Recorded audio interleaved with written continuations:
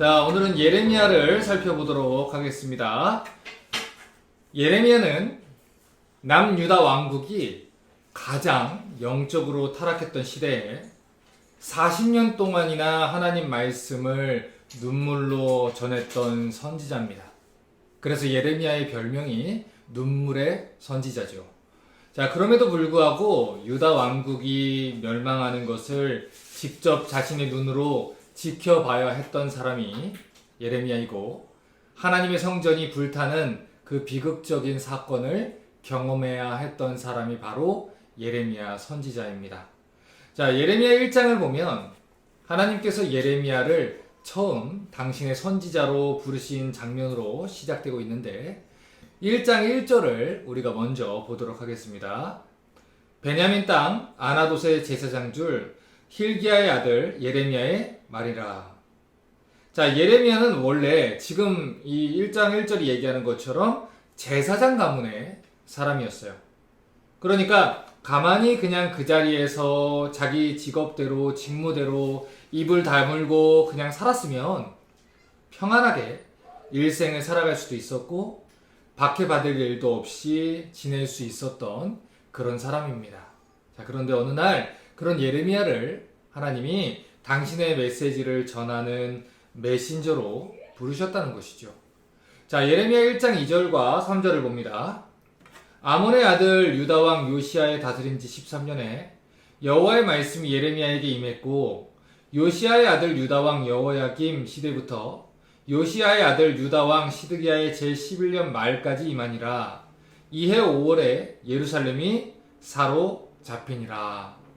자, 예레미야서를 우리가 읽어보면 여호와의 말씀이 임했다라는 이 표현을 굉장히 많이 사용하는 것을 우리가 볼 수 있는데, 이 표현은 선지자가 어떤 존재인지를 알려주는 굉장히 중요한 표현이에요. 자, 우리가 시작하기에 앞서서 좀 질문을 좀 다루도록 하겠습니다. 여러분, 선지자가 어떤 사람입니까? 하나님께서 부르시는 선지자가 어떤 존재죠? 선지자는 하나님의 말씀을 전하는 사람입니다. 하나님이 메시지를 전하는 메신저, 그게 바로 선지자죠.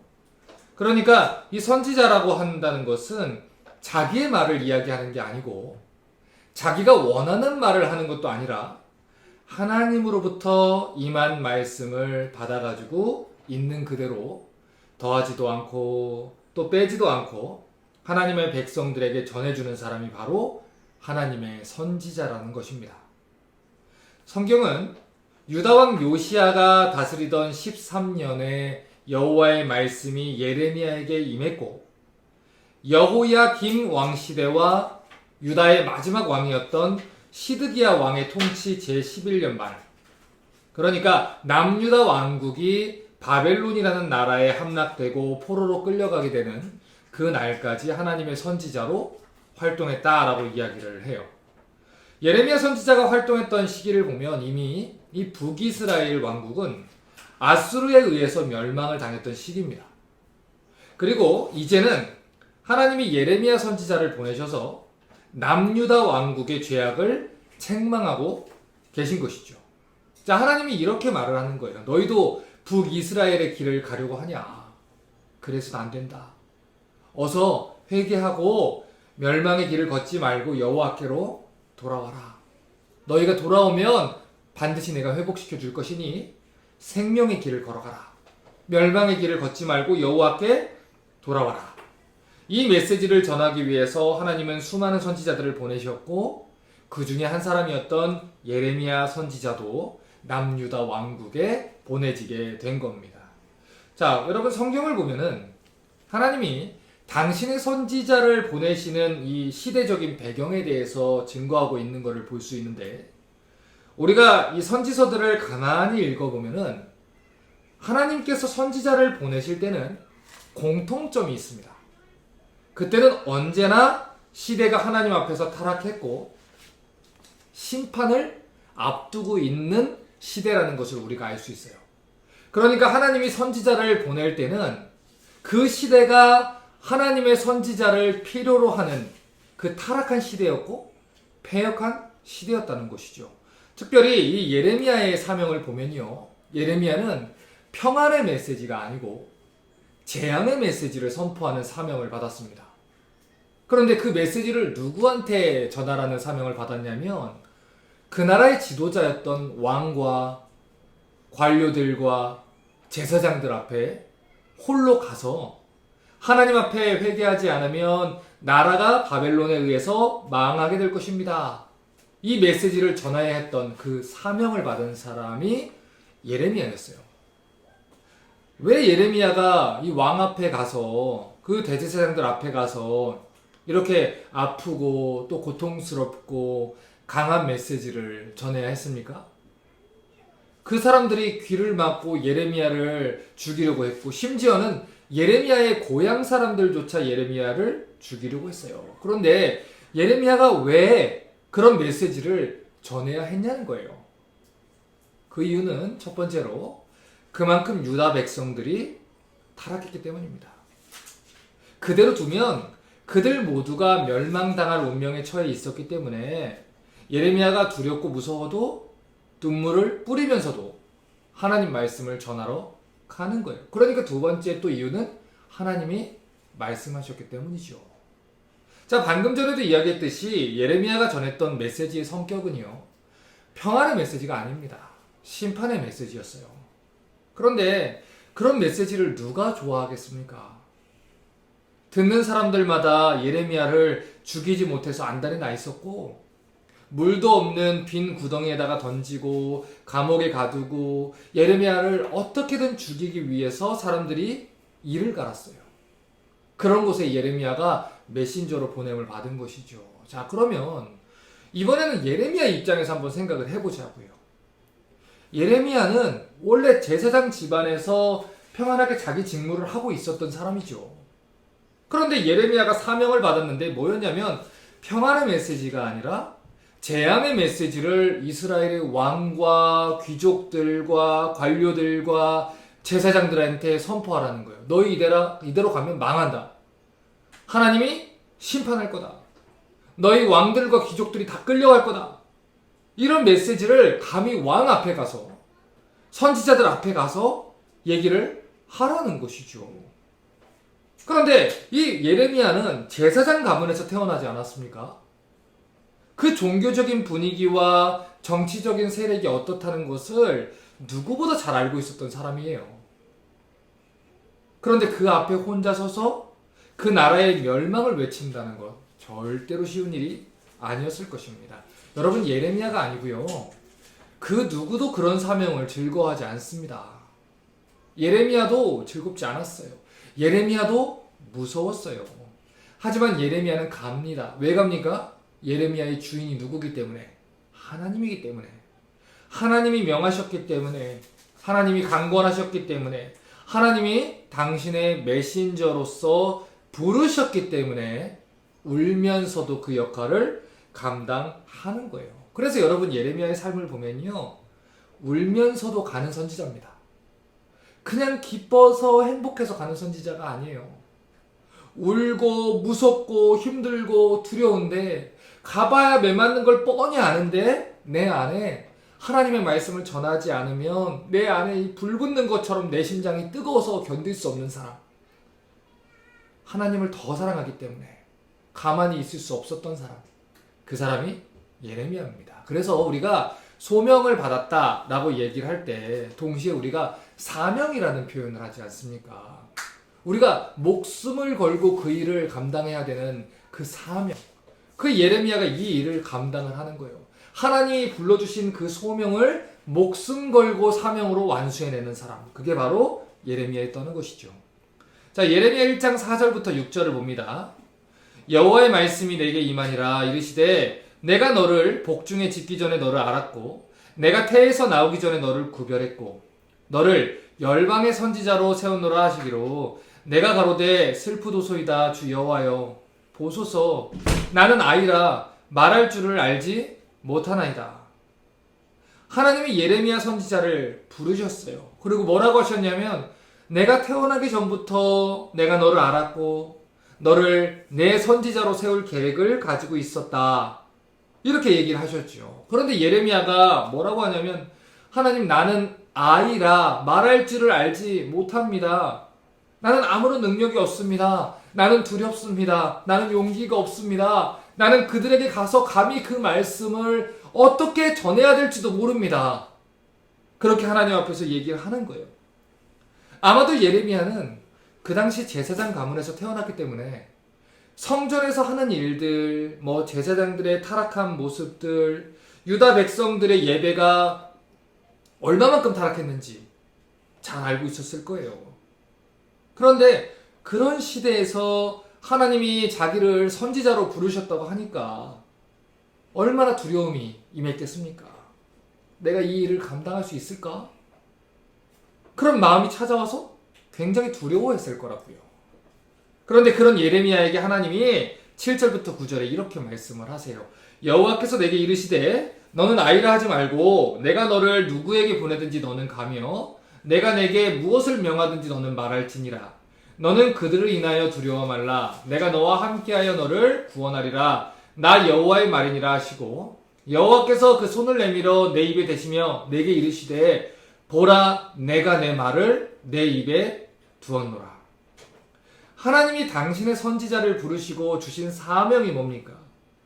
너는 내가 너를 누구에게 보내든지 가야 된다. 그리고 내가 너를 무엇을 말하라고 하든지 너는 말을 해야 된다. 여러분, 이게 선지자예요. 선지자는 하나님이 누구에게 보내라고 해도 가는 겁니다. 하나님이 무슨 말을 전하라 해도 그게 하나님 말씀이라면 전하는 게 선지자고 그게 하나님의 종이에요. 그러면서 덧붙이기를 뭐라고 하셨냐면 너는 그들을 인하여 두려워 말라. 내가 너와 함께하여 너를 구원하리라. 나 여호와의 말이니라. 이렇게 하셨어요. 자, 보세요. 우리가 3자 입장에서 볼 때는 굉장히 멋있는 보호의 말씀 같지요. 그런데 예레미야의 입장에서는요, 하나님의 이 말씀을 들었을 때 분위기가 쎄했을 거예요. 아니 도대체 내가 무슨 일을 겪게 될 것이길래 이렇게 두려워하지 말라고 하실까? 아니 그리고 그들을 인하여 두려워하지 말라는데 아니 복수잖아요. 얼마나 많은 사람들이 나를 대적하고 박해하게 될까? 누굴까? 나를 어떻게 박해할까? 얼마나 어려운 일을 겪게 될까? 오죽하면 하나님이 나를 구원할 거란 약속을 이렇게 주실까? 여러 가지 생각들이 아마 예레미야 머릿속에 찾아왔을 겁니다. 그런데 이 소명이라는 게 내가 피한다고 피할 수 있는 게 아닙니다. 그래서 예전에 한 선배 목사님께서는 피하고 싶으면 피해 보십시오. 피할 수 있으면 소명이 아닙니다. 이렇게 말씀을 하셨었어요. 예레미야도 소명을 받았어요. 그 소명은 피할 수도 없고요. 저버릴 수도 없습니다. 그래서 지금부터는 울면서라도 그 길을 가야 하는 사명을 받은 거지요. 자, 그러면 예레미야에게 주어진 사명이 무엇일까요? 자, 1장 10절을 보겠습니다.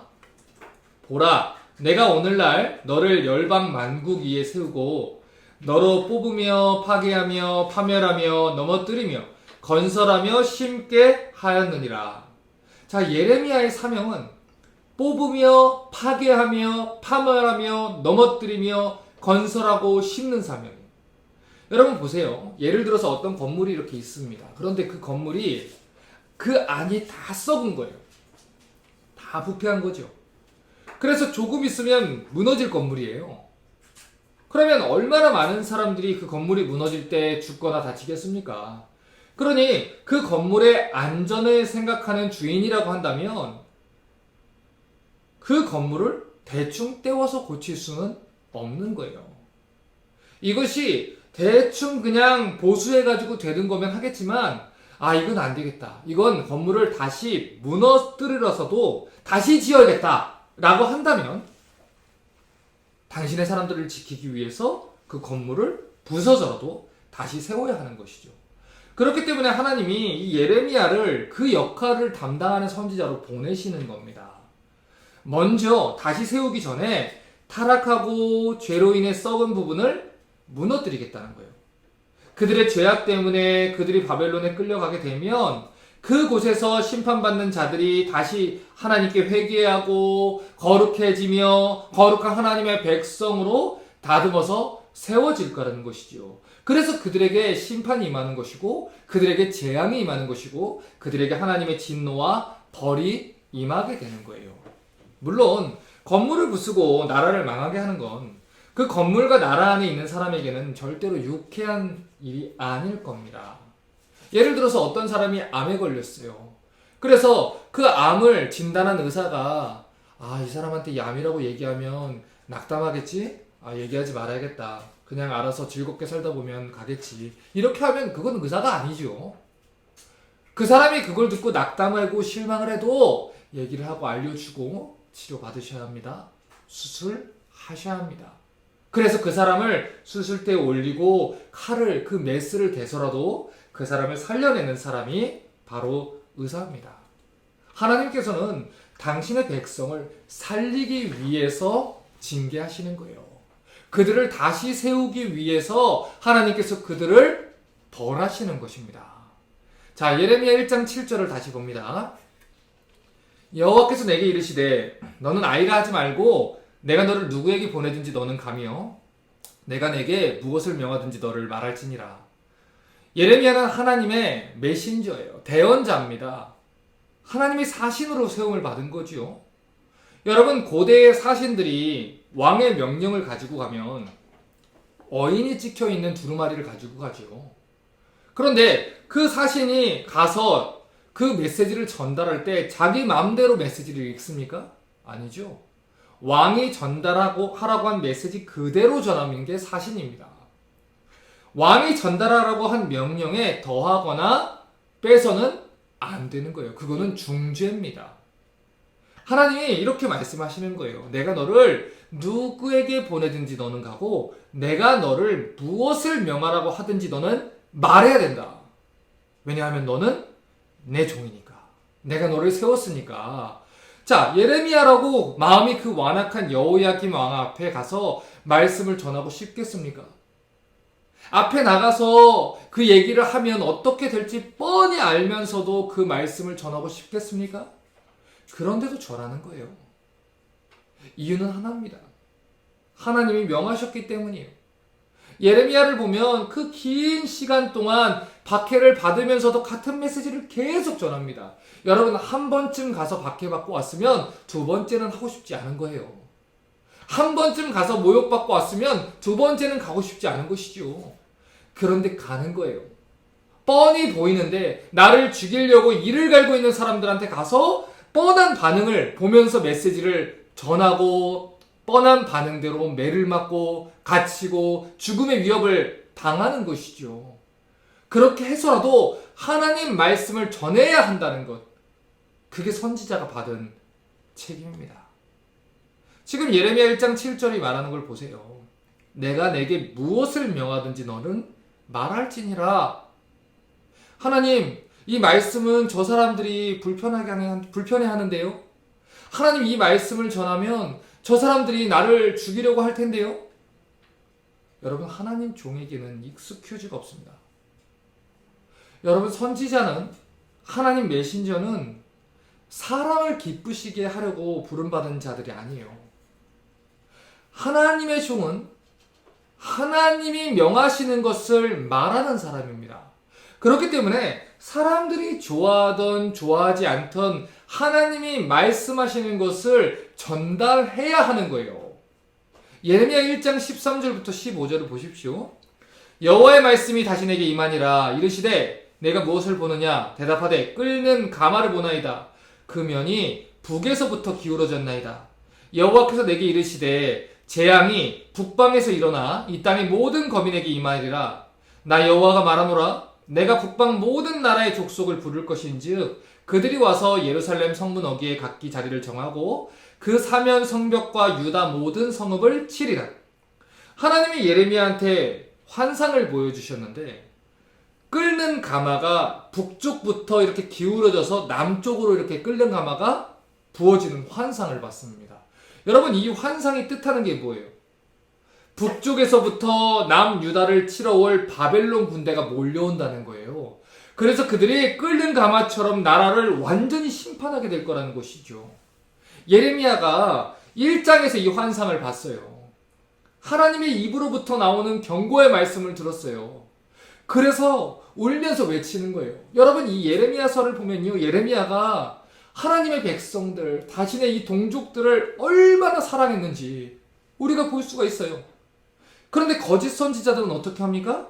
그들은요, 하나님의 음성을 듣지 않았음에도 불구하고 하나님 음성을 들었다고 거짓말을 했어요.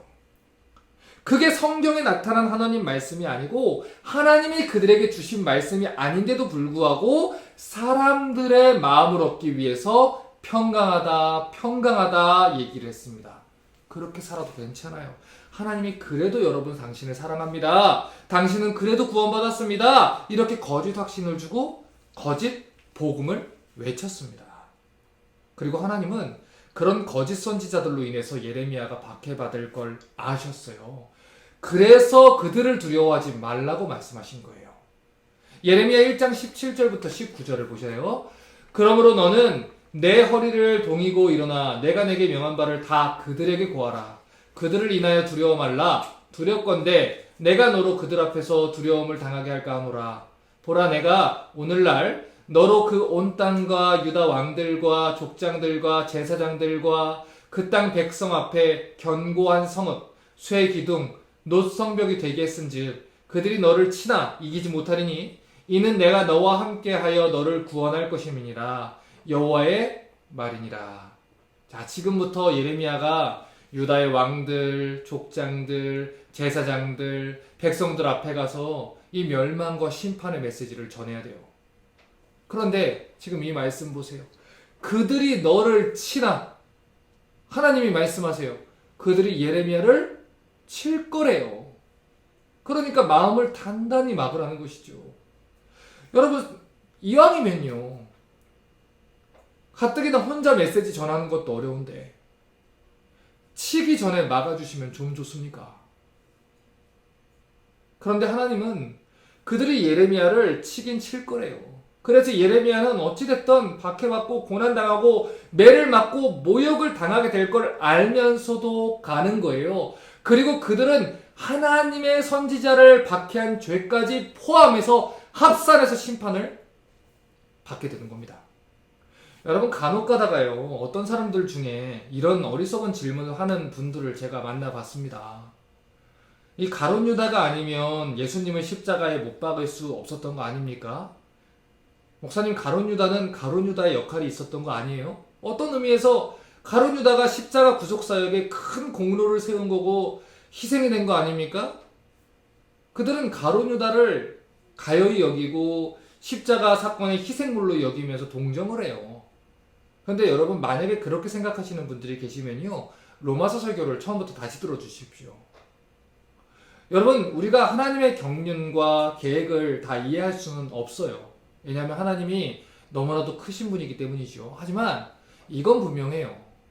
가룟 유다가 예수님을 팔았죠. 그런데 그것이 꼭 가룟 유다일 필요는 없었어요. 다시 말해서 여러분이 가룟 유다가 될 필요는 없다고요. 여러분, 왜 다윗이 위대한 왕입니까? 한 나라의 왕이, 그것도 통일왕국의 왕이죠. 절대 권력을 가지고 있는 사람이에요. 그런데 그가 범죄했을 때 나단 선지자가 찾아왔어요. 그 선지자 하나, 무장도 하지 않은 그 선지자, 늙은 선지자 하나가 와서 뭐라 했냐면, 당신이 그 사람이라. 손가락을 다윗한테 내빼두며 당신이 그 사람이라 죄악을 지적했어요. 그랬더니 이 다윗이 어떻게 합니까? 어딜 감히 합니까? 아니에요. 내가 범죄했나이다. 엎드려서 회개했어요. 여러분, 그게 다윗이란 사람이 위대한 이유입니다. 여러분, 죄를 짓지 않는 사람은 없어요. 완벽한 사람도 없어요. 하지만 하나님의 은혜를 입는 자들은요, 죄를 책망받을 때에 회개합니다. 하나님은 심령에 애통하는 자들을 찾으세요. 하나님이 찾으시는 사람들, 하나님의 복을 받는 사람들은요, 죄를 안 범하는 사람들이 아니에요. 죄를 범할 수 있어요. 하지만 죄를 하나님이 책망하실 때 어쩔 수 없었다, 다른 사람도 다 그렇게 한다, 변명하지 않아요. 완벽한 사람은 없습니다, 변명하지 않아요. 하나님, 내가 죄인입니다. 내 심령이 가난해서 그렇습니다. 내 안에 서는 것이 없어서 그렇습니다. 나를 용서해 주십시오. 가슴을 치고 회개합니다. 여러분, 그러므로 이 시간 부탁드릴게요. 여러분, 이사야부터 우리 소선지서까지 17권의 선지서를 봐야 합니다. 여러분, 앞으로 굉장히 듣기 불편한 말씀을 듣게 될 거예요. 그런데 여러분, 분명한 것은 이것은 하나님의 말씀입니다. 우리가 들어야 하는 하나님의 말씀이에요. 그래서 이 시간 부탁드려요. 선지서를 보면서 특별히 여러분이 믿음 생활을 하는 가운데 하나님 종들이 하나님 말씀 가지고 여러분에게 전할 때 그게 하나님 말씀이면 여러분 들으셔야 됩니다. 여러분 들으셔야 돼요. 이거 하나님 말씀이 분명하다면 여러분 들으셔야 돼요. 그 말씀이 비록 여러분의 생각이나 여러분의 의지나 여러분의 마음이나 여러분의 경향성이나 여러분이 이제까지 지었던 모든 죄악들을 버려야 되는 정도의 무게를 가진 말씀이라고 하더라도 그 말씀을 대적하시면 안 돼요. 그 사람이 하나님 말씀을 잘못 전했으면 하나님이 책망하실 겁니다. 하지만 여러분, 여러분이 하나님이 보낸 메신저의 입을 닫고 그 설교자가 설교를 하지 못하게 한다는 것은 결국에 하나님이 보낸 종이 하나님의 말씀을 전하려고 하는데 그 길을 막는 일을 하시는 거예요. 여러분의 입맛에 맞지 않는 말씀을 전한다고 박해한다면 여러분 정말 중요한 말씀입니다. 잘 들으셔야 돼요. 반드시 그에 대한 죄값을 하나님이 치르게 하실 것입니다. 성경이 말하는 신자의 삶의 원리는 심은 대로 거둔다는 거예요. 그러므로 말씀대로 심으셔야 돼요. 말씀이 들릴 때 회개하셔야 돼요. 여러분 눈앞에 있는 그 하나님의 메신저 하나를 죽인다고 해서 하나님의 메시지가 없어지는 게 아닙니다. 그 메신저 하나를 없앤다고 해서 우리 교회에서 쫓아낸다고 해서 하나님의 메시지가 사라지는 게 아니에요. 그 하나님의 메시지를 없이 했다는 그 죄악까지 통틀어서 하나님 심판하실 것입니다. 완악함에 완악함을 더하시면 안 돼요, 여러분. 마음을 부드럽게 해달라고 기도하셔야 됩니다. 우리가 삶이 거룩하게 되지 않으면 하나님 말씀 듣는데 내가 아직도 회개하지 않으면 가슴을 치고 회개해야 되는 일이에요. 주의 종들을 설교단에서 끌어내고 교회에서 내쫓고 설교 기회를 박탈하고 여러분의 귀를 간지럽혀주고 여러분이 원하는 말들을 해주고 여러분의 요구와 조건을 들어줄 그 가짜 목회자들과 선지자들한테 그 사람들이 기쁘다고 해서 그 사람들을 쫓아가면서는 안 됩니다. 누가 하나님의 말씀을 전하고 있는지 성경을 보시며 올바른 길을 따라가셔야 돼요. 그래야 여러분 사는 거예요. 예레미야 28장 10절부터 17절을 보십시오. 굉장히 중요한 말씀이에요. 보세요. 선지자 하나냐가 선지자 예레미야의 목에서 멍에를 취하여 꺾고 모든 백성 앞에서 말하여 가로되 여호와께서 이같이 말씀하시되 내가 두 해가 차기 전에 열방의 목에서 바벨론 왕 느부갓네살의 멍에를 이같이 꺾어버리리라 하셨느니라 하매 선지자 예레미야가 자기 길을 가니라. 선지자 하나냐가 선지자 예레미야의 목에서 멍에를 꺾어 버린 후에 여호와의 말씀이 예레미야에게 임하니라. 가라사대 너는 가서 하나냐에게 말하여 이르기를 여호와의 말씀에 내가 나무 멍에를 꺾었으나 그 대신 쇠 멍에를 만들었느니라. 만군의 여호와 이스라엘의 하나님이 이같이 말하노라. 내가 쇠 멍에로 이 모든 나라의 목에 메워 바벨론 왕 느부갓네살을 섬기게 했으니 그들이 그를 섬기기라. 내가 들짐승도 그에게 주었느니라 하신다 하라. 선지자 예레미야가 선지자 하나냐에게 이르되 하나냐여 들으라. 여호와께서 너를 보내지 아니하셨거늘 내가 이 백성으로 거짓을 믿게 하는도다. 그러므로 여호와께서 말씀하시되 내가 너를 지면에서 제하리니 내가 여호와께 패역하는 말을 했음이라. 금년에 죽으리라 하셨느니라 하더니 선지자 하나냐가 그해 7월에 죽었더라. 여러분 여기 나오는 선지자 하나냐는 거짓 선지자입니다. 그가 하나님 말씀을 전하는 예레미야를 박해했고 하나님으로부터 나오지 않은 거짓 메시지를 전했어요. 하나님이 나한테 말씀하셨다. 그래서 그가 결국 어떻게 됩니까? 금년에 죽었다는 거예요. 하나님 심판을 받았다는 거죠. 예레미야 20장 1절부터 4절을 보십시오. 제사장 임멜의 아들 바수울은 여호와의 집 유사장이라. 그가 예레미야의 이 일 예언함을 들은지라. 이에 바수울이 선지자 예레미야를 때리고 여호와의 집 베냐민의 윗문에 있는 착고에 채웠더니 다음날 바수울이 예레미야를 착고에서 놓아주매 예레미야가 그에게 이르되 여호와께서 내 이름을 바스울이라 아니하시고 마골 미사비비라 하시느니라. 대저 여호와께서 이같이 말씀하시되 보라 내가 너로 너와 내 모든 친구에게 두려움이 되게 하리니 그들이 그 원수의 칼에 엎드려질 것이요 내 눈은 그것을 볼 것이며 내가 온 유다를 바벨론 왕의 손에 붙이리니 그가 그들을 사로잡아 바벨론으로 옮겨 칼로 죽이리라. 여러분 이 외에도요 성경에는 하나님의 선지자들을 박해하고 거짓 예언을 했다가 심판받은 자들이 수없이 등장을 합니다. 여러분 하나님 두려운 줄 아셔야 돼요. 하나님 두려운 줄 아셔야 됩니다. 그 사람이 나와 맞는지 안 맞는지를 보는 게 아니에요. 그 사람이 나에게 평안한 말을 주는지 아픈 말을 주는지 여러분 그게 중요한 게 아니에요. 그 사람 입에서 나오는 말씀이 성경의 말씀인지 그 사람이 하나님 메신저인지 하나님의 말씀인 성경을 전하고 있는지를 보셔야 되는 거예요. 자, 보십시오. 예레미야가 소명을 받은 부분을 다시 한번 보세요. 우리가 주목해서 봐야 되는 부분이 또 있어요. 예레미야 1장 2절과 3절을 다시 봅니다. 아몬의 아들 유다왕 요시야의 다스린 지 13년에 여호와의 말씀이 예레미야에게 임했고 요시야의 아들 유다왕 여호야김 시대부터 요시야의 아들 유다왕 시드기야의 제11년 말까지 임하니라. 이해 5월에 예루살렘이 사로잡히니라. 자, 지금 예레미야 선지자가 활동했던 시기를 보면요. 요시야 왕이 다스린 지 13년부터 히스기야 왕 11년 말까지 이렇게 얘기를 해요. 그런데 요시야 왕이 누구냐면요. 요시야는 남유다 역사 속에서 하나님 앞에서 선한 왕으로 꼽히는 마지막 왕으로 평가받는 사람이에요. 이 요시야 이후의 왕들은 굉장히 끔찍하게 여호와 앞에서 큰 죄를 저지르게 됩니다. 자, 그런데 열왕기하 22장 1절과 2절을 보면 요시야 왕에 대해서 이렇게 평가를 해요. 요시야가 위에 나아갈 때 나이 8세라. 예루살렘에서 31년을 치리하니라. 그 모친의 이름은 여디다라. 보스가 아다야의 딸이더라. 요시야가 여호와 보시기에 정직히 행하여 그 조상 다윗의 모든 길로 행하고 좌우로 치우치지 아니했더라. 자, 그러니까 요시야 왕은 하나님 보시기에 정직히 행하고 다윗의 길로 행하려고 애를 썼던 하나님 보시기에 귀한 왕입니다.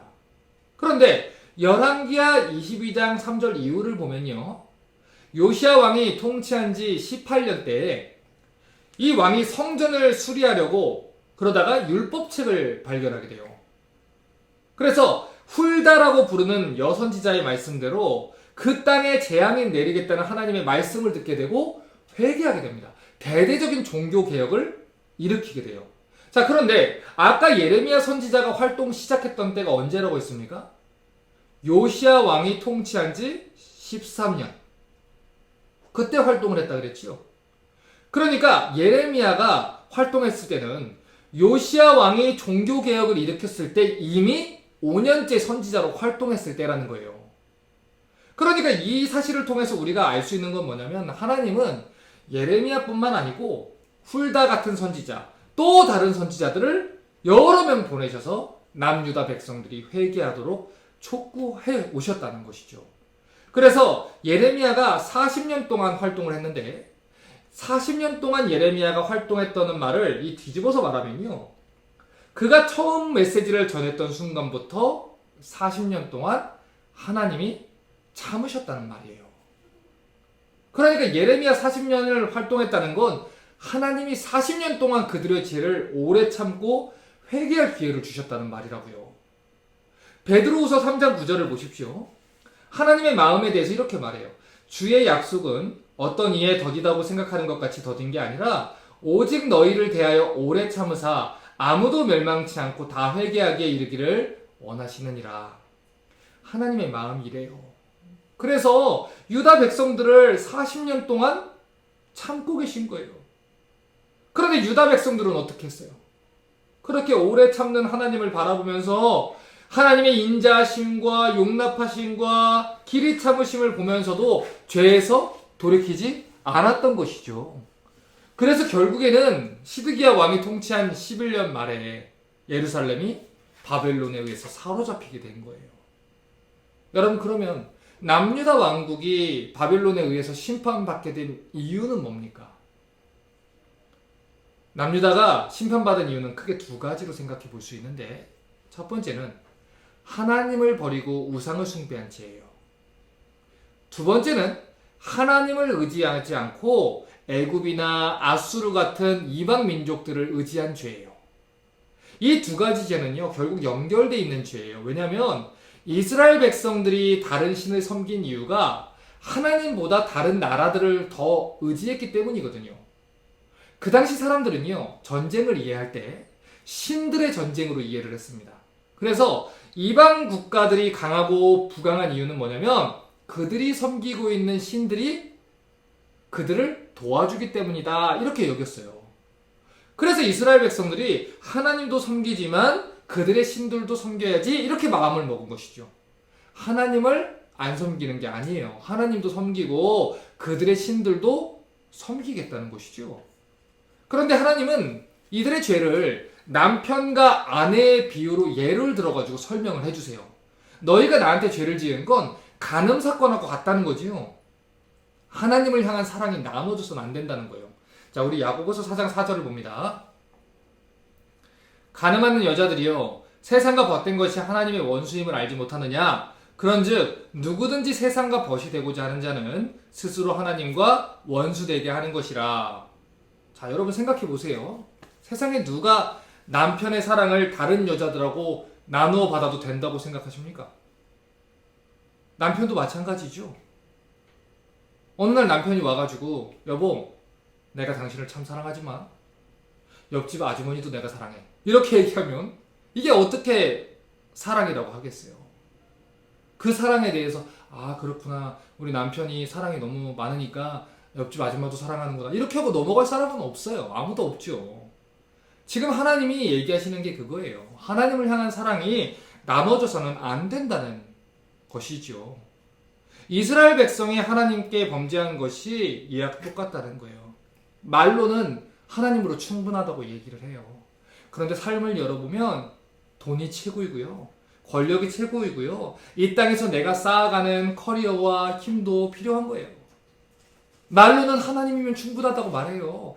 말로는 예수님만 섬긴다고 말해요. 말로는 손을 들고 하나님만이 내 소망이라고 말해요. 그런데 삶을 보면 그렇지 않아요. 근데 그걸 하나님이 모를까요? 아신다는 것이지요. 하나님은 우리의 마음을 나눠받지 않으세요. 여러분, 우리의 기도가 뭐 40일 기도를 내가 몇 번 하고, 금식 기도를 몇 번 하고, 새벽 기도를 몇 번 하고, 뭐 40일 새벽 기도 40일을 3번 했고, 여러분, 그런데요, 참 안타까운 건 가만히 기도 내용을 들어보면요, 80%의 기도 제목이 돈 있으면 다 해결될 내용들이에요. 결국에 이거 해주세요, 저거 해주세요예요. 하나님을 위한 기도가 아니에요. 이 말은 뒤집어 말하면 그게 있으면 기도하지 않을 내용들이라고요. 그래서 우리는 말로는 하나님께 예배하고 말로는 하나님께 기도하지만 우리 안에 있는 다른 것들을 채우고 그걸 의지하고 살아가는 그런 경향성이 많다는 것이죠. 그런데 하나님 절대로 그걸 기뻐하지 않는다는 거예요. 그래서 저는요, 좀 이런 질문을 많이 드려요. 그리고 오늘도 이 질문을 좀 드리고 싶어요. 여러분, 어느 날에요, 하나님이 여러분에게 지금 가지고 있는 모든 커리어를 다 내려놓고 이름도 알지 못하는 저기 저 선교지로 보내신다고 하면 가실 수 있겠습니까? 극단적인 예죠. 그런데요, 예레미야에게 임했던 일이 왜 우리한테 임하지 말라는 일이 있습니까? 우리한테도 임할 수 있어요. 하나님이 어느 날 예레미야를 부르신 것처럼 여러분을 그렇게 부르시면 어떻게 하시겠습니까? 여러분 자식이 공부도 잘하고 저기 아이비리그에 공부를 가서 뭐 닥터가 되고 변호사가 되고 또 뭐 의사가 되고 뭐 다 됐는데 하나님이 어느 날 그를 선지자로 부르셨어요. 목회자로 부르셨어요. 선교사로 부르셨어요. 다 내려놓고 가라 라고 부르셨어요. 그 당사자도 당사자지만 여러분은 그렇게 하실 수 있겠습니까? 여러분, 우리는 진지하게 생각해 볼 필요가 있어요. 우리가 하나님을 어떻게 생각하는지가 거기서 나오는 것이죠. 이 땅의 것들은 잠깐 지나가는 거예요. 내가 제사장 가문에서 태어났다고 해도요, 하나님의 선지자로 부르시면요, 가는 겁니다. 하나님의 사람들은요, 내 집 마련이 꿈이 되면 안 돼요. 내 자녀를 아이비리그에 보내고 돈 많이 버는 직업을 갖는, 그런 영향력 있는 직업을 갖는 사람을 만들어서 헌금 많이 내게, 이런 게 꿈이 돼서는 안 돼요. 자기 욕심을 하나님을 위한 꿈이라는 말로 덮으셔서는 안 돼요. 여러분, 하나님을 속일 수는 없습니다. 지금 이 시대는요, 참 얼마나 슬픈 시대인지 몰라요. 교회 안에서도요, 자녀들이 하나님을 믿지 않아도 좋은 대학에 가면 예배에서 박수를 쳐줘요. 여러분, 그 자녀가 하나님을 믿지 않는다는 것은 정말 교회가 애통해하고 울고 그 부모 입장에선 굉장히 안타까워야 되는 일이거든요. 그런데 그 자녀가 예수를 믿지 않아도, 하나님을 믿지 않아도 좋은 대학에 가고 좋은 직장에 나갔다고 하면요, 자리에서 일어나시죠. 이번에 누구 자녀가 어디에 갔습니다. 그러고 박수 쳐주는 게 지금 교회에서 일어나는 모습들이에요. 이게 성도들의 모습이에요. 하나님을 위해서 그 아이가 어떻게 살더라, 그 아이가 어떻게 인생을 살더라, 그 집안이 하나님 때문에 어떻게 살더라, 이런 건 관심이 없어요. 그 집 어떻게 됐대, 그 자녀가 어디 대학 들어갔대, 그 자녀가 연봉이 얼마래, 그 자녀가 집 사줬대. 우리의 꿈이 거기 있어요. 우리가 세상 사람들하고 다를 게 뭡니까? 하나님이 우리의 꿈이 되셔야 되는 것이죠. 말로만 아니라 정말 하나님의 우리의 꿈이 되셔야 되는 것이죠. 하나님 말씀대로 사는 게 우리 꿈이어야 되는 거지요. 우리의 자녀들이 무엇을 하든 간에 하나님 말씀을 최우선순위로 삼고 말씀에 순종하며 사는 게 우리의 바람이 되어야 하는 거지요. 그래서 저와 제 아내도 아이들한테 얘기하는 게 있어요. 아빠는 니들이 무슨 직업을 갖는지 그건 상관없어요. 그거는 하나님 앞에서 니들이 성실하게 살아가면서 이 땅에서 주의 충성된 사람을 살기 위한 도구일 뿐. 그런데 아빠가 너희를 위해서 매일 기도하는 거 딱 하나. 하나님 사랑해라. 하나님 경외해라. 하나님 뜻대로 살아라. 아무리 좋은 대학에 가도요, 아무리 많은 것을 이뤄도요, 그 아이가 하나님을 떠났다면 그것은 통곡해하고 울어야 되는 일이에요. 여러분, 그것을 위해서 우리는 울어야 되는 거예요. 교회 안에서 아이들을 글로벌 리더로 세우겠다, 무슨 북클럽, 무슨 클럽 만들어가지고 막 자꾸 만드는 거예요. 여러분, 중요하겠죠? 그런데 그거보다 더 중요한 게 뭔지 아십니까? 그 아이가 예수 그리스도의 사랑을 깨닫게 하는 거예요. 예수님 이야기만 들으면 눈물이 터지고, 내가 예수님 위해서 살 거예요. 예수님 위해서 생명 바칠 거예요. 그 아이들의 가슴이 하나님만 생각하면 미어지는 그런 아이가 될 수 있도록 아이들에게 복음을 가르쳐주고 하나님 말씀을 가르쳐주고, 적어도 나보다는 하나님을 훨씬 더 사랑하는 자녀로 만드는 것. 그게 우리 부모의 꿈이 되어야 되지 않습니까? 그런데 이것이 뒤집혀 버렸어요. 그런 꿈을 꾸는 자들은 초라해져 버렸고, 그런 꿈을 갖지 않은 사람들이 그런 꿈을 꾸는 사람들을 비웃는 그런 잘못된 모습이 교회 안에 들어와 버렸어요. 여러분, 그렇지 않아요. 하나님을 꿈으로 꾸는 사람들은요, 절대로 초라하지 않아요. 하나님이 그를 귀하게 여기십니다. 이 땅은 지나가요. 이 땅은 지나갑니다. 여러분 자녀가 어떻게 사시기를 원하세요? 하나님이면 깜빡 죽는 아이가 되길 바라시지 않습니까? 저 아이 다른 건 모르겠는데 하나님 말씀하시면 무릎 딱 꿇더라. 여러분, 그게 우리의 소원이 돼야 되죠. 자, 우리 예레미야 3장을 보십시오.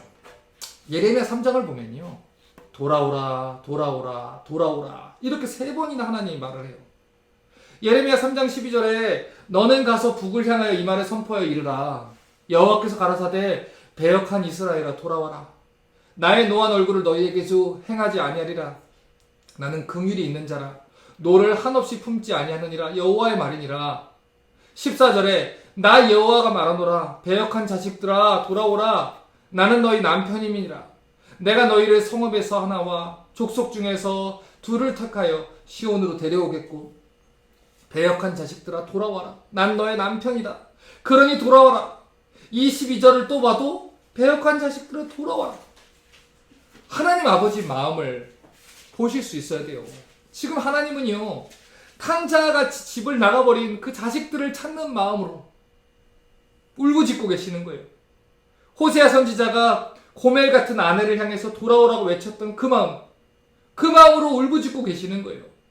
당신의 선지자를 보내셔서 돌아와라, 돌아와라 권면하고 계시는 거예요. 하나님은 긍휼이 풍성하신 하나님이에요. 그래서 예레미야 3장 12절을 보면 나는 긍휼이 있는 자라 너를 한없이 품지 아니하느니라 이렇게 말했잖아요. 만약에 이들이 돌아오고 회개했으면 하나님이 니느웨를 용서한 것처럼 용서해 주셨을 것입니다. 그러면 멸망당하지 않았을 거예요. 그런데 그들은 북이스라엘이 끝까지 회개하지 않아서 멸망당한 걸 봤음에도 불구하고 예레미야의 그 40년 동안의 메시지를 들었음에도 불구하고 끝끝내 회개하지 않았어요. 그래서 결국에는 나라가 완전히 망해서 포로로 끌려갔습니다. 자, 그러면 여러분, 이 사람들이 회개하지 않았던 이유는 뭘까요? 이 사람들이 회개하지 않았던 이유를 6장 10절이 이렇게 말해요. 내가 누구에게 말하며 누구에게 경책하여 듣게 할꼬. 보라, 그 귀가 할례를 받지 못하였으므로 듣지 못하는도다. 보라, 여호와의 말씀을 그들이 자신에게 욕으로 여기고 이를 즐겨 아니하니. 그들이 회개하지 않았던 이유가 뭡니까? 그들이 여호와의 말씀을 욕으로 여겼다. 다시 말해서 싫어했다 이거예요.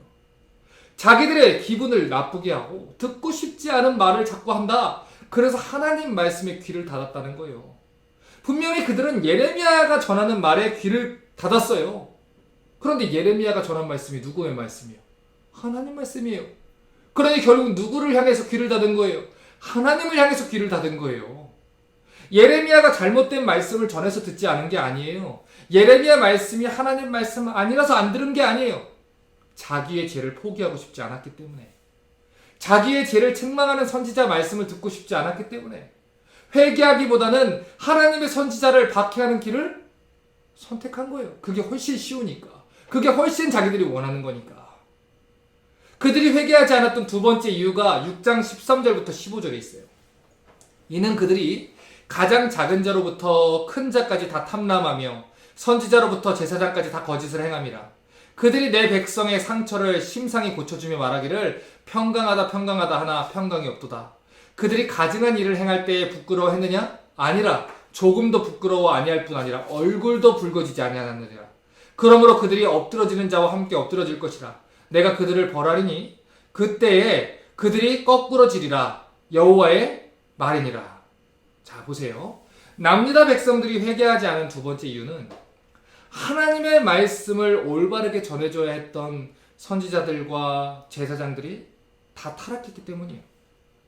그들이 하나님 말씀이 아닌 거짓된 말씀을 전했고요. 멸망의 길에 서 있는 백성들을 보면서 괜찮다고 외치고 평강하다고 외쳤습니다. 이대로 주님을 만나게 되면 무서운 심판을 보게 될 것임에도 불구하고 오늘날로 말하면 교인들의 숫자가 줄어들까봐 죄를 덮은 거예요. 교인들의 죄를 책망하면 자신의 위치가 위험해지고 혹시라도 헌금의 숫자가 줄고 자신의 포지션을 빼앗기는 일이 벌어질까봐 하나님보다 사람 눈치를 보기 시작하는 것이죠.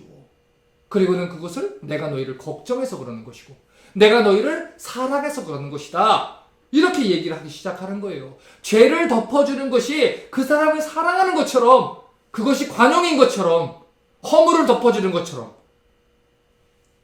그렇게 사람 눈치를 본 거죠. 여러분, 의사가 환자를 진찰하는데 아까도 얘기했죠. 악성 종양이 온몸에 퍼져가는 걸 발견했는데 그 의사가 괜찮습니다. 다 잘 될 거예요. 건강하십니다. 이렇게 말하면 그 의사는 환자를 위하는 의사가 아니라니까요. 힘들어도 수술하셔야 됩니다. 얘기를 해주고 아파도 수술을 해야 하는 거예요. 그래야 그 사람을 살리는 것이죠. 그 의사가 칼로 막 수술하는 게 즐거워서 난 수술이 너무 즐겁다 이러면서 수술하려고 지금 그걸 하겠습니까? 아니잖아요. 살리기 위함이에요. 사랑하기 때문에 수술하는 것이죠. 사랑하는 가족이 암에 걸렸다 생각해 보세요. 우리 엄마 아빠 수술하면 아플 테니까 수술할 수 없어요. 이러겠습니까? 아니죠. 우리 엄마 아빠 살아야 되니까 어떻게든 살려만 주세요. 그렇게 해서라도 수술을 받게 하겠죠. 내 가족이 그렇다면요. 예레미야 당시에 수많은 거짓 선지자들과 타락한 제사장들이 이스라엘 백성들에게 거짓 평강을 전한 거예요. 평강하지 않아요. 그런데 평강을 전했어요. 괜찮지 않아요. 그런데 괜찮다고 말했어요. 예전에 마틴 로이드 존스 목사님께 어떤 성도가 그랬대요.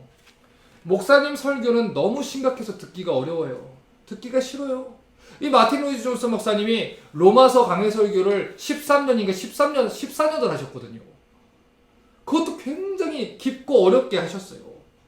그러니까 성도들이 와서 얘기한 거죠. 로마서 13년씩 하니까 왜 그렇게 심각합니까? 목사님은 재미있게 할 수 없습니까? 사람들이 부담스러워합니다. 그랬더니 로이드 존스 목사님이 그렇게 말을 했대요. 이분이 목사가 되기 전에 원래 의사셨어요. 그래서 의사의 비유를 들어서 이렇게 말했어요. 사람이 죽어가고 있습니다. 이대로 두면 그 사람이 죽게 생겼습니다. 그런데 그 사람을 살리는 의사가 낄낄거리면서 농담을 던지며 메스를 잡을 수 있겠습니까? 이것은 사람을 살리는 일입니다. 한 영혼의 영원한 생명과 멸망이 달린 일입니다. 그러니 어떻게 진지하지 않을 수 있습니까? 이게 설교자의 태도죠. 예레미야 당시의 백성들도 불편한 이야기를 좋아하지 않았어요. 그래서 예레미야가 전하는 메시지는 거부했고요. 거짓 선지자들의 말에 귀를 기울였죠. 그래서 결국 그 사람들이 심판을 받게 된 거예요. 그래서 여러분 설교자들을 위해서 기도해 주셔야 돼요. 물론 저를 위해서도 우리 리스타트 철치 성도들은 기도해 주셔야 돼요. 무엇을 위해서 기도해 주셔야 되냐면 하나님 우리 목사님이 사람들하고 타협하지 않게 해주십시오. 사람한테 겁먹지 않게 해주세요. 하나님 이 교회 처음 설립할 때 그 용기 그대로 하나님 말씀 있는 그대로 전할 수 있는 용기 주세요.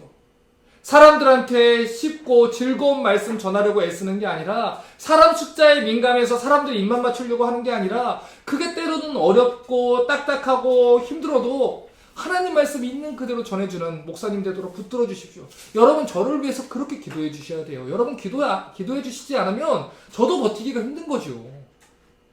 여러분 기도해 주셔야 돼요. 혼자 싸우는 일이 아닙니다 이게. 예레미야 5장 31절은 이렇게 말을 해요. 선지자들은 거짓을 예언하며 제사장들은 자기 권력으로 다스리며 내 백성은 그것을 좋게 여기니 결국에는 너희가 어찌하려느냐. 하나님 걱정하시잖아요. 여러분 여쭤볼게요. 여러분은 여러분의 죄를 지적하는 설교를 듣고 가슴을 치고 울어보신 적이 언제십니까? 얼굴이 빨개지고 그 메시지를 들으면서 부끄러움을 느끼고 눈물로 가슴을 치면서 죄를 회개하고 애통하셨던 적 언제입니까? 다윗은요 나단 선지자한테 죄악을 책망당하고 얼마나 눈물을 흘리며 회개했는지 요가 다 젖을 정도로 눈물을 흘리면서 애통했다고 해요. 하나님 뜻대로 사는 게 안 되면 가슴을 찢어야 되는 일입니다. 눈물로 하나님 앞에 매달려야 되는 일이에요. 하나님 이것밖에 내가 되지 않습니다. 내가 이렇게밖에 살지 못합니다. 나를 불쌍히 여기소서. 내가 죄인입니다. 그 앞에서 눈물로 회개해야 되는 일이지 눈앞에 있는 주의 종들을 박해한다고 해서 쫓아낸다고 해서 강단에서 끌어낸다고 해서 해결되는 일이 아니에요. 눈물로 가슴을 씻어내야 돼요. 이만큼밖에 안 되는 나를 불쌍히 여겨달라고 울부짖어야 하는 거예요. 여러분 그게 하나님의 사람입니다. 계속해서 23장 1절을 보세요. 나 여호와가 말하노라 내 목장의 양무리를 멸하며 흩는 목자에게 화 있으리라. 하나님이 화나셨어요. 분노하셨어요. 그런데 분노한 대상이 누구예요? 남유다의 왕들, 제사장들, 거짓 선지자들이요. 2절 보세요. 그러므로 이스라엘 하나님 나 여호와가 내 백성을 기르는 목자에게 이같이 말하노라. 너희가 내 양무리를 흩으며 그것을 몰아내고 돌아보지 아니하였도다. 보라, 내가 너희의 악한 일 인하여 너희에게 보응하리라. 여호와의 말이니라. 하나님이 그들의 죄악대로 보응해 주시겠다고 말을 해요. 그런데 예레미야 23장 5절과 6절을 보면요. 참 우리 하나님이 긍휼이 많으신 분이고 우리의 연약함을 아시고 우리를 살리기 원하시는 분이라는 것을 알 수가 있어요. 이 모든 일들을 뒤집을 일들을 하나님이 직접 행해 주시겠다고 약속하시는 걸 보게 돼요. 자, 예레미야 23장 5절과 6절 볼게요. 나 여호와가 말하노라 보라 때가 이르니 내가 다윗에게 한 의로운 가지를 일으킬 것이라. 그가 왕이 되어 지혜롭게 행사하고 세상에서 공평과 정의를 행할 것이고 그의 날에 유다는 구원을 얻겠고 이스라엘은 평안히 거할 것이며 그 이름은 여호와 우리의 의라 일컬음을 받으리라. 자, 하나님이 때가 이르며 다윗에게 한 의로운 가지를 일으킬 거라고 말하죠. 다윗의 후손으로 오실 분, 여호와 우리의 의. 자, 하나님의 의가 나타났다. 로마서 우리 배웠죠. 그분이 누굽니까? 예수 그리스도라는 거예요. 다윗의 후손, 의로운 가지, 결국 누굽니까? 예수 그리스도를 보내시겠다는 거예요. 갈라디아서 4장 4절부터 6절을 봅니다. 때가 참에 하나님이 그 아들을 보내사 여자에게서 나게 하시고 율법 아래 나게 하신 것은 율법 아래 있는 자들을 속량하시고 우리로 아들의 명분을 얻게 하려 하심이라. 너희가 아들인 거로 하나님이 그 아들의 영을 우리 마음 가운데 보내사 아바 아버지라 부르게 하셨느니라. 자, 예레미야 23장 5절에서 보라 때가 이르리니 이렇게 하신 말씀이 갈라디아서 4장 4절에서 성취가 된 거예요. 때가 참에 그 때가 이르렀다 이거죠. 하나님이 다윗의 후손인 예수 그리스도를 보내셔서 우리를 구속하시고 우리를 자녀 삼으시고 죄와 사망의 권세에서 건져내시겠다는 거예요. 자, 그럼 생각해 볼게요. 여러분, 왜 이스라엘 백성들이 멸망의 길을 걸어야 했죠?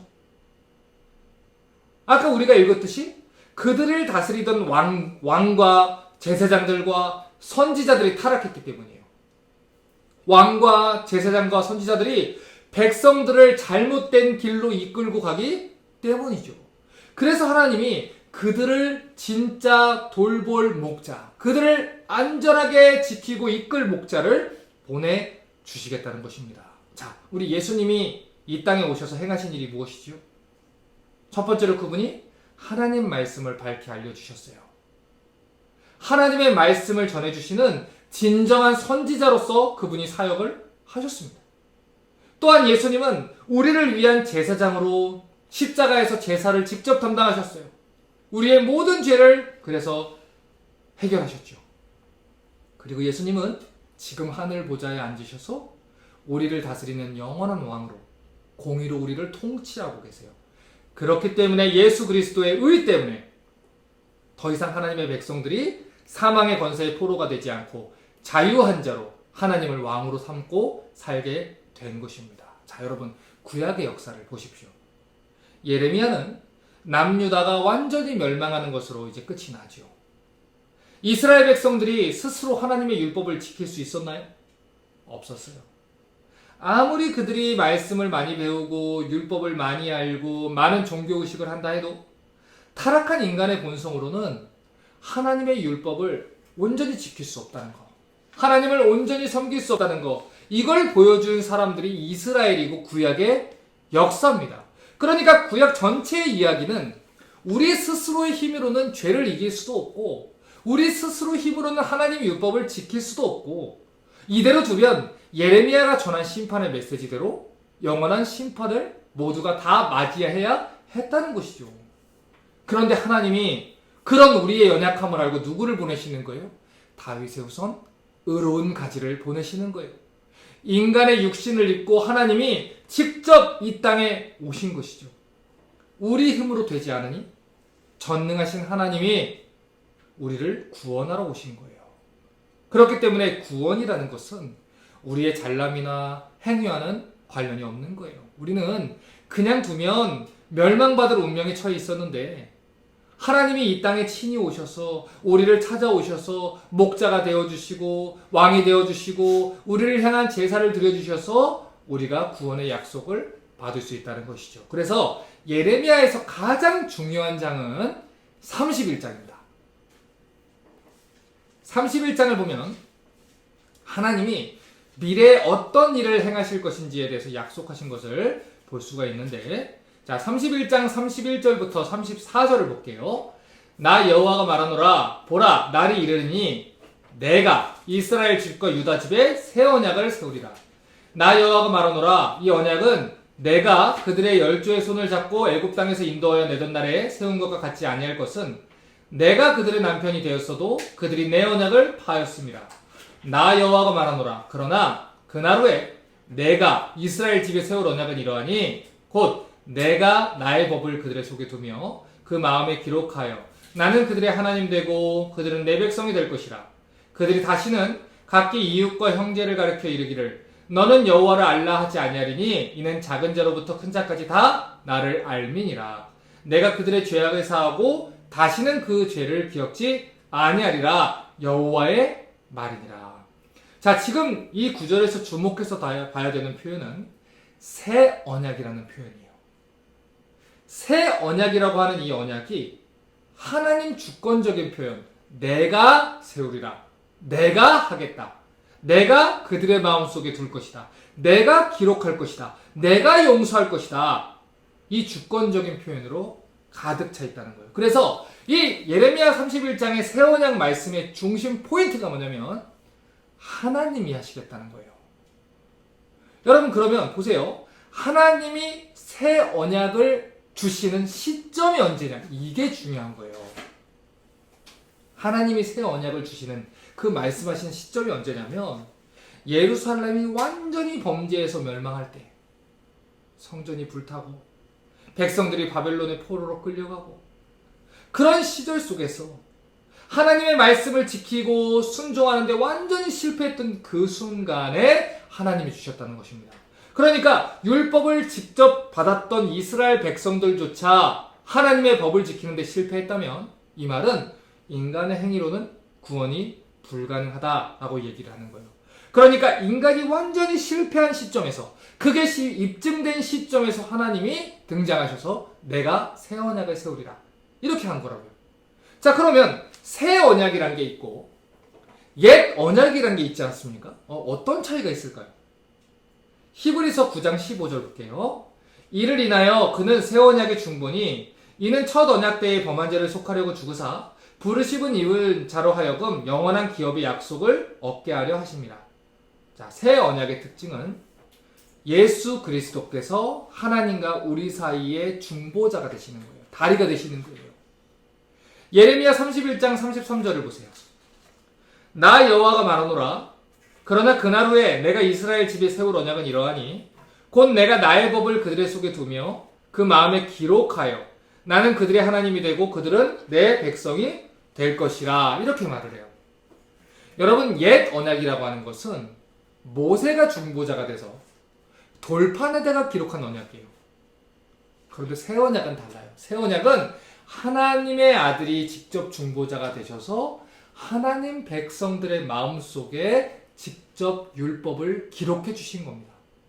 그러니까 옛 언약이라는 것은 이 두 돌판에 기록된 율법에 따라 처벌받는 게 두려워서 타의에 의해서 지키려고 했던 것이에요. 그런데 새 언약은 달라요.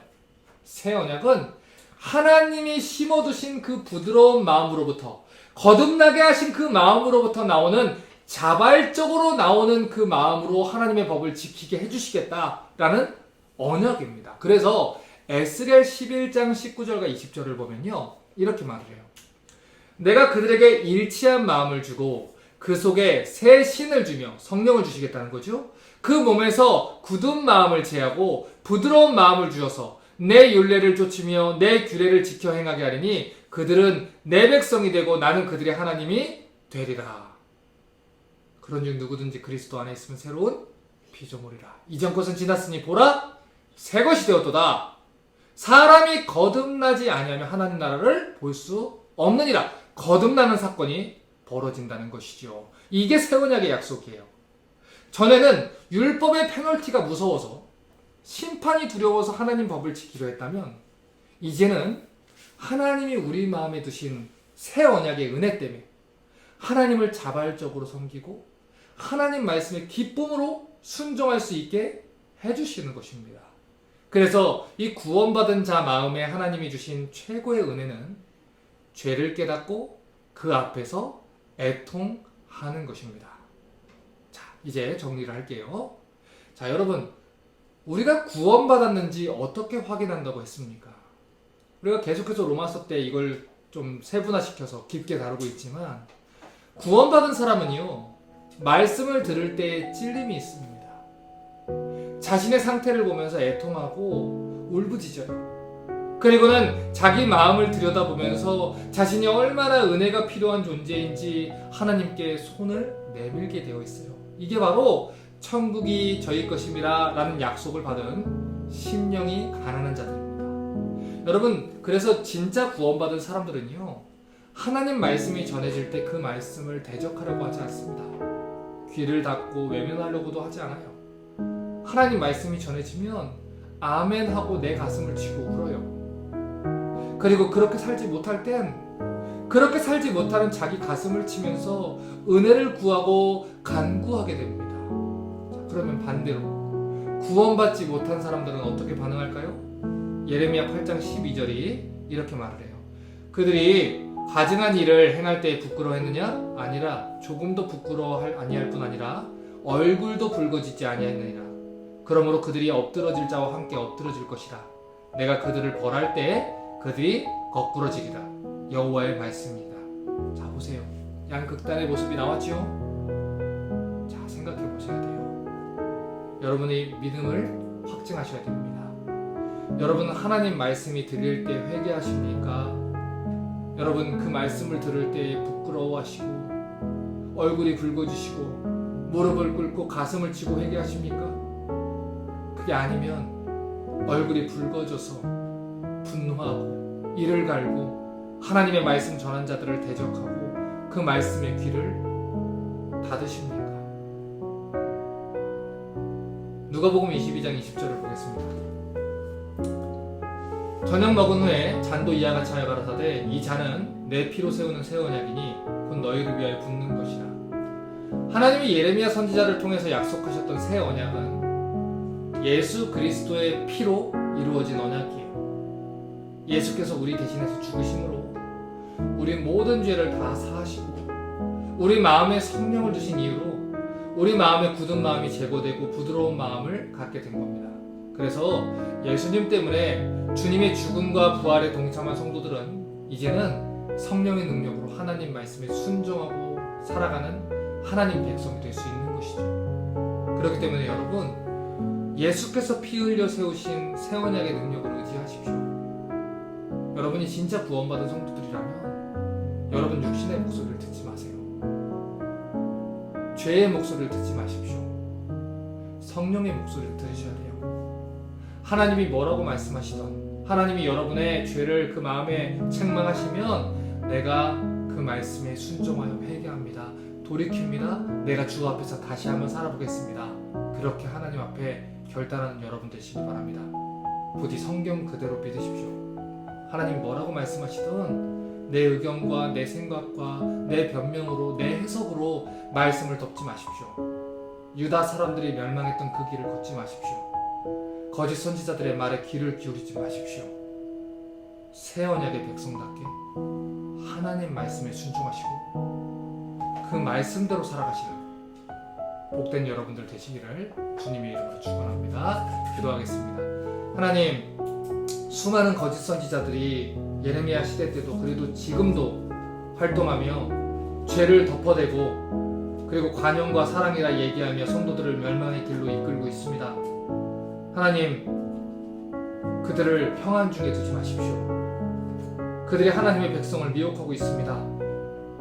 하나님, 올바른 하나님의 선지자들을 세우셔서 하나님의 백성들을 불쌍하게 여기시고 그들이 용기 있게 나아가서 하나님 말씀을 전할 수 있도록 엘리야 시대 때 바알에게 무릎 꿇지 않았던 7,000명이 있었던 것처럼 지금도 있는 자들을 불러 일으키셔서 담대하게 하나님 말씀을 전할 수 있도록 은혜 베풀어 주시옵소서. 그리하여 우리 세대와 우리 다음 세대가 하나님 말씀에 순종하는 세대로 살게 하여 주시옵소서.